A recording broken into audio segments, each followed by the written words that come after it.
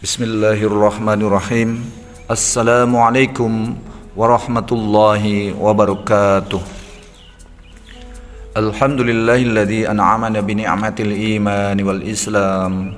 Wa nusalli wa nusallimu ala khairil anami Muhammadin wa ala alihi wa sahbihi ajma'in. Asyhadu an la ilaha illallah wahdahu la syarika lah wa asyhadu anna Muhammadan 'abduhu wa rasuluh. Qala Allah Ta'ala, a'udzu billahi minasyaitonir rajim. Ya ayyuhalladzina amanu taqullaha haqqa tuqatih wa la tamutunna illa wa antum muslimun. Saudaraku kaum muslimin, para pendengar semua beserta keluarga yang berbahagia, rahimani wa rahimakumullah. Alhamdulillah, syukur yang luar biasa sebab Allah masih memperkenankan kita semuanya untuk berjumpa di 10 hari terakhir di bulan Ramadan ini. Tak terasa kita mau meninggalkan Ramadan dan bersiap menyambut hari raya. Perasaan gembira, bercampur haru dan sedih menyatu dalam hati banyak kaum muslimin. Gembira karena dengan pertolongan Allah mereka telah bisa melaksanakan puasa dan berbagai ibadah lainnya pada bulan Ramadan ini. Tapi juga sedih karena berpisah dengan bulan agung yang penuh barokah. Namun jangan sampai terlena, tersibukkan dengan persiapan hari raya, terbawa suasana gembira yang berlebihan sampai akhirnya menyebabkan dosa, melalaikan amaliyah 10 hari terakhir Ramadan yang sangat istimewa penuh keberkahan. Marilah kita jaga dan kita tingkatkan kualitas zikir, tadarus, infak, sedekah, qiyamul lail kita setiap hari sampai akhir Ramadan. Semoga semua ibadah yang kita lakukan akan diterima oleh Allah Ta'ala sehingga menjadi bekal ketika kita menghadapnya, insyaallah. Amin ya rabbal alamin. Ikhwani fiddin, saudaraku kaum muslimin, para pendengar semua beserta keluarga yang berbahagia, rahimani wa rahimakumullah.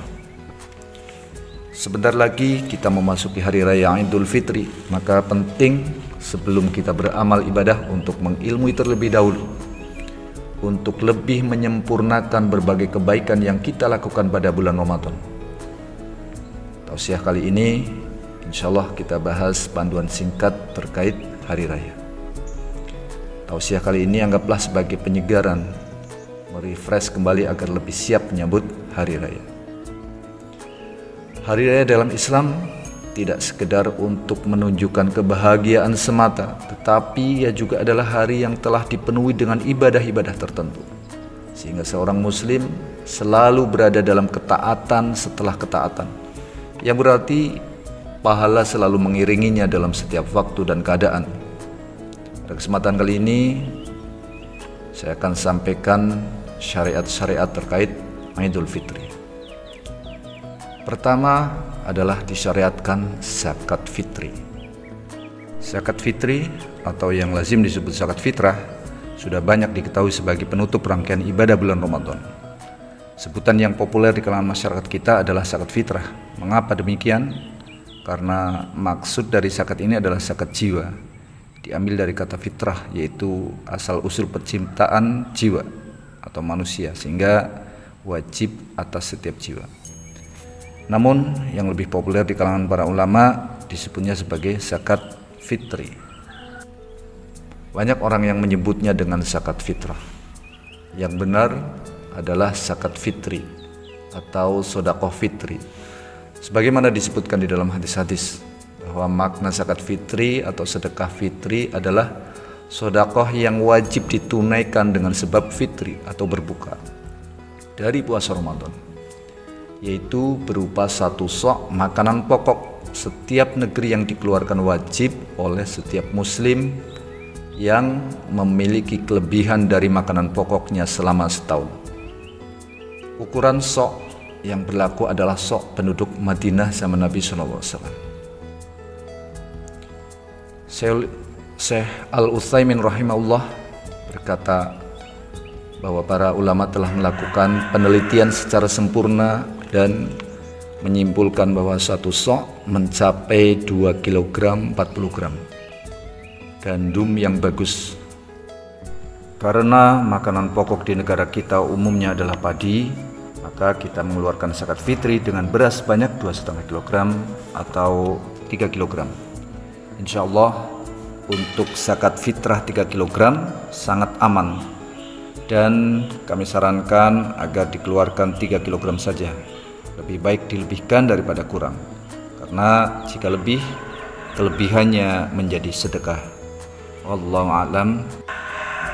Zakat fitri dibayarkan pada malam Idul Fitri hingga sebelum manusia keluar menuju lapangan untuk sholat Id, dan boleh dibayarkan sehari atau 2 hari sebelumnya sebagaimana yang dilakukan oleh sebagian sahabat seperti Ibnu Umar radhiyallahu anhu. Ingat, batas maksimalnya adalah saat sholat Idul Fitri. Jadi jika membaginya setelah sholat Idul Fitri maka dianggap sebagai sedekah, bukan lagi sebagai zakat fitri. Kemudian yang kedua adalah disyariatkan sholat Idul Fitri, yaitu sholat 2 rakaat yang dikerjakan di pagi hari setelah matahari naik sepenggalahan atau setinggi tombak di ufuk timur. Disunahkan untuk sedikit diakhirkan pelaksanaannya guna memberi kesempatan kepada mereka yang belum membayarkan zakat fitrinya. Setelah sholat Id maka disusul dengan khutbah oleh imam yang berisi peringatan dan nasihat. Hukum sholat Id sendiri, para ulama berbeda pendapat terkait hukum ini. Setidaknya ada 3 pendapat. Yang pertama, ada yang mengatakan fardu kifayah, yaitu bila sudah dilaksanakan oleh sekelompok muslim di suatu negeri maka kewajiban melaksanakannya menjadi gugur dari muslim yang lain. Kemudian ada yang menghukumi fardu ain, yakni diwajibkan atas setiap muslim yang mukallaf atau yang sudah balik dan berakal. Dan yang ketiga, ada yang menghukumi sebagai sunnah muakkadah, tidak wajib. Mana pendapat yang terkuat dan terdekat kepada kebenaran? Wallahu a'lam. Menurut yang saya pelajari bahwa hukum sholat Id itu adalah fardu ain kecuali yang memiliki udzur syar'i. Hal ini tentunya berdasarkan beberapa dalil Quran dan hadis. Di antaranya yaitu firman Allah Azza wa Jalla, A'udzubillahi minasyaitonir rajim, wa sholli lirabbika wanhar. Maka dirikanlah salat karena Rabbmu dan berkorbanlah. Quran surat Al-Kautsar ayat 2. Dalam tafsiran yang masyhur disebutkan bahwa salat yang dimaksud dalam ayat ini adalah salat Ain yang dirangkai dengan berkorban. Kemudian dalil yang kedua adalah hadis Ummu Atiyah radhiyallahu anhu yang mengatakan bahwa beliau sallallahu alaihi wasallam menyuruh kami pada saat Aidain, yaitu 2 hari raya, untuk mengeluarkan para gadis dan perawan-perawan pingitan, dan beliau menyuruh para wanita yang sedang haid agar menjauh dari tempat sholat kaum muslimin. Jadi dalam hadis ini jelas Nabi SAW memerintahkan kaum wanita muslimah termasuk para gadis dan perawan pingitan untuk keluar ke lapangan sholat Id. Seandainya sholat Id itu tidak fardu ain, tentu beliau SAW tidak akan menyuruh wanita itu untuk keluar sholat Id, karena mereka tidak difardukan untuk berjamaah. Dan dalam sebagian riwayat menyebutkan tentang seorang wanita yang tidak punya jilbab, yang kemudian Rasulullah SAW menyuruh wanita lain, tetangganya, untuk meminjamkan jilbab agar ia dapat hadir sholat Id. Juga didukung oleh sejarah perjalanan Nabi SAW, yaitu bahwa sejak disyariatkannya pada tahun kedua Hijriah, Nabi SAW selalu mengerjakannya dan tidak pernah ditinggalkannya hingga beliau wafat. Ikhwani fiddin, saudaraku kaum muslimin rahimani wa rahimakumullah.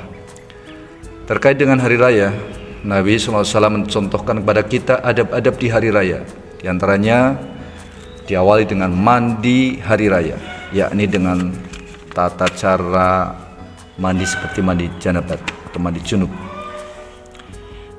Ini berdasarkan athar dari beberapa sahabat radhiyallahu anhum seperti Ibnu Umar radhiyallahu anhuma dan Ali radhiyallahu anhu.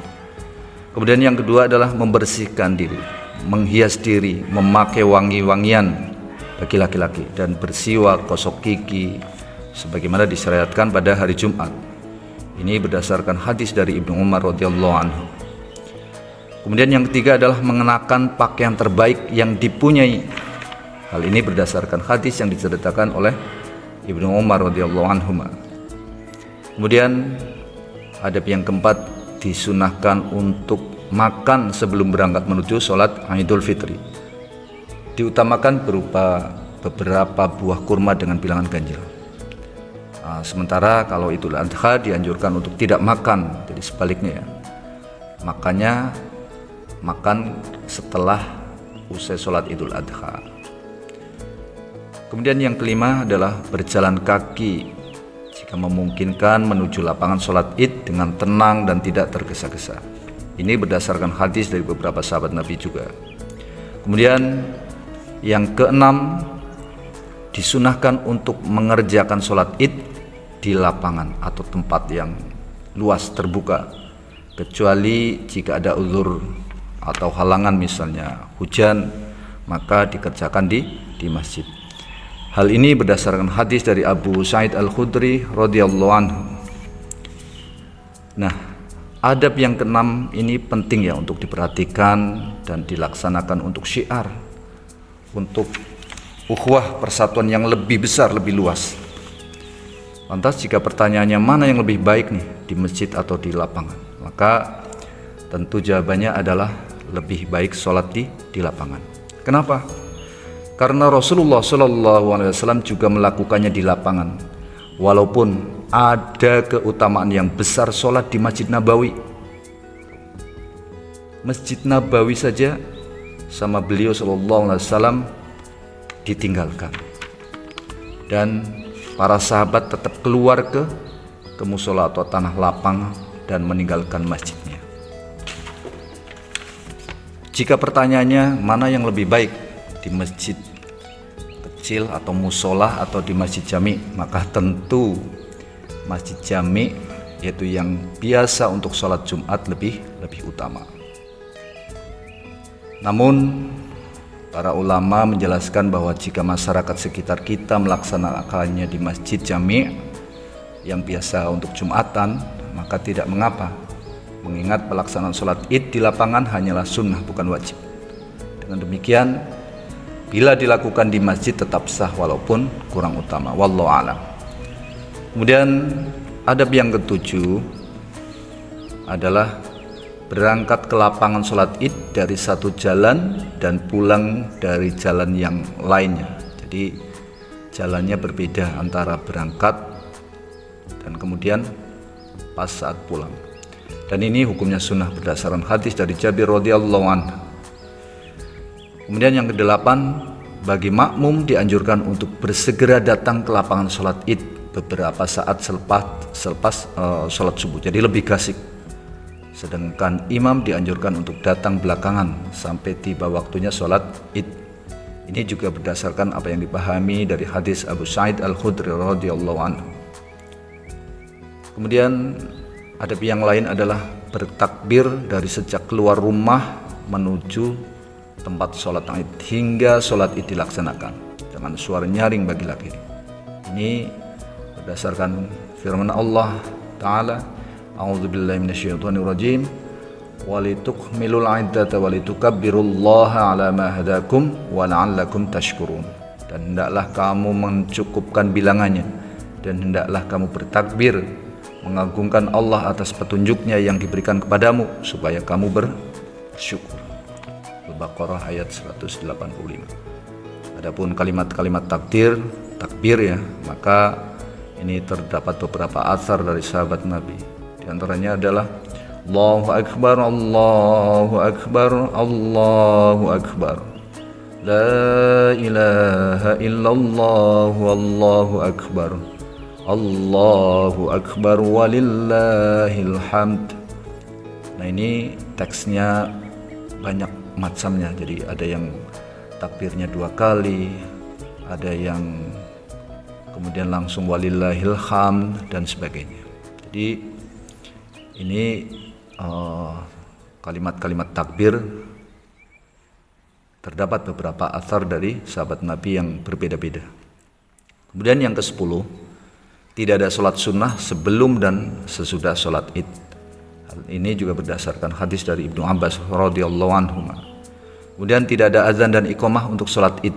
Hal ini berdasarkan pada hadis dari Jabir bin Samurah radhiyallahu anhu.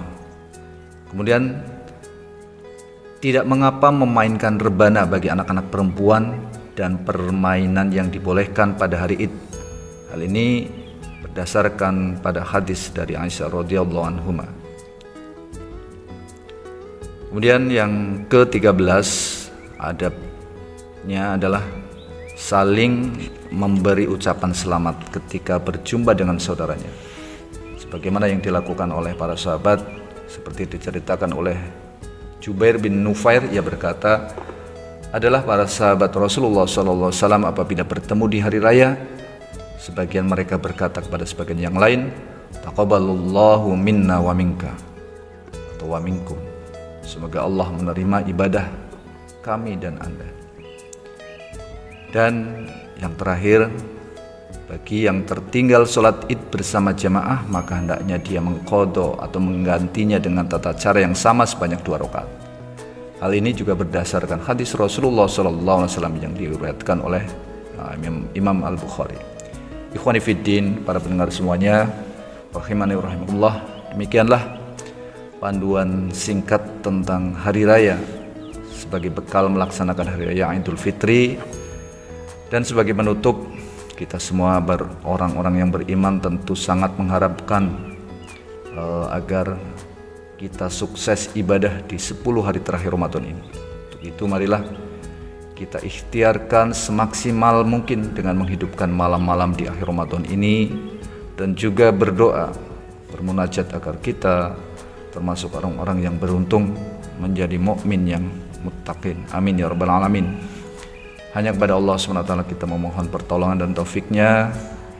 Mari Ramadan yang penuh barokah ini sekali lagi isi dengan ketaatan yang maksimal. Yang benar dari Allah Ta'ala, salah khilaf dari kebodohan saya pribadi. Mohon maaf jika ada perkataan yang salah atau kurang berkenan. Akhirul kalam, subhanakallahumma wa bihamdika asyhadu an la ilaha illa anta astaghfiruka wa atubu ilaik. Wallahul muwaffiq ila aqwamit thariq. Wassalamualaikum warahmatullahi wabarakatuh.